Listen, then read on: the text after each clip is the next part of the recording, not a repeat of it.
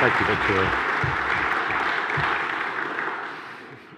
My lords, ladies and gentlemen, admirals, generals, fellow supporters, allies, partners and friends, for those who have travelled not very far across London and for those who have come from afar around the world, it is really good of you all to join us here for the next 2 days, and we appreciate your support.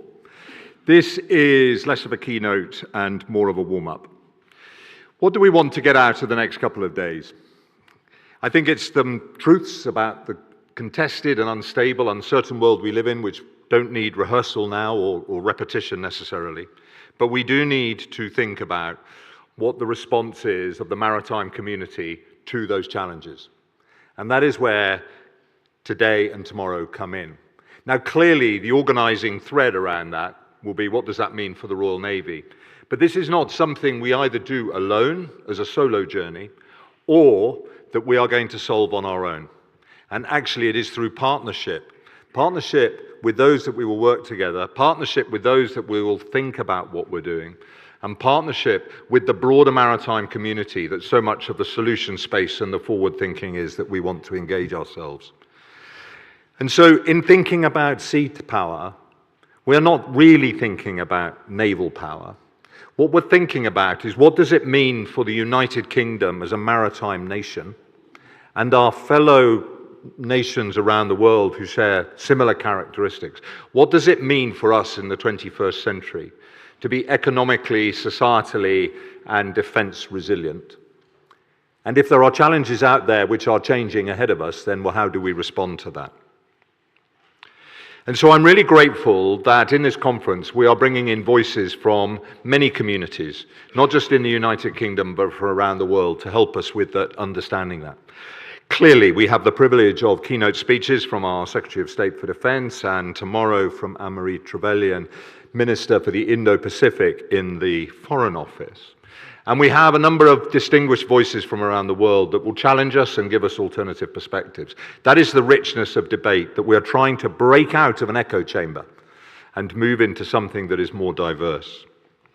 I've just come from Parliament, where we had, thanks to James Gray, Chairman of the All-Party Parliamentary Group on Defence, a breakfast in which we soft-launched a book, Maritime Britain in the 21st Century, which is a collection of essays written by people around the United Kingdom trying to capture what it means for us as an island and an island nation in this century and looking ahead, whilst drawing on our history, because there is much that we can do.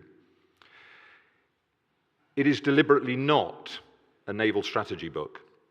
It's a state strategy book about our relationship with the sea and what that means for us as a country in so many ways, whether that's for the fishing communities, the coastal communities, the industrial communities, the arts and heritage that have informed our literature and our music, and of course within that an element of security and defence, which is where my service comes in.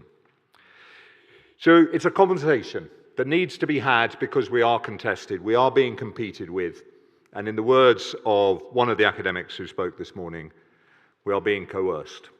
And what is our response to that? And I hope over the next day and a half we'll be able to draw out some of the ideas and solution space that we need to do in partnership.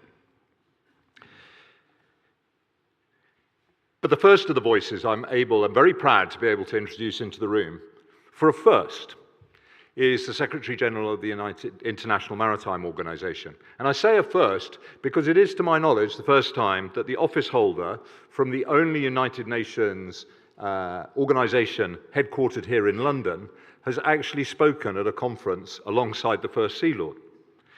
That is an error of history that I am delighted we are correcting today.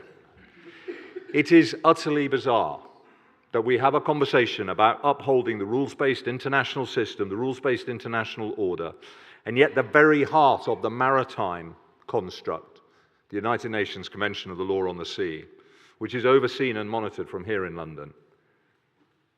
We haven't had the opportunity to hear from the head of that organization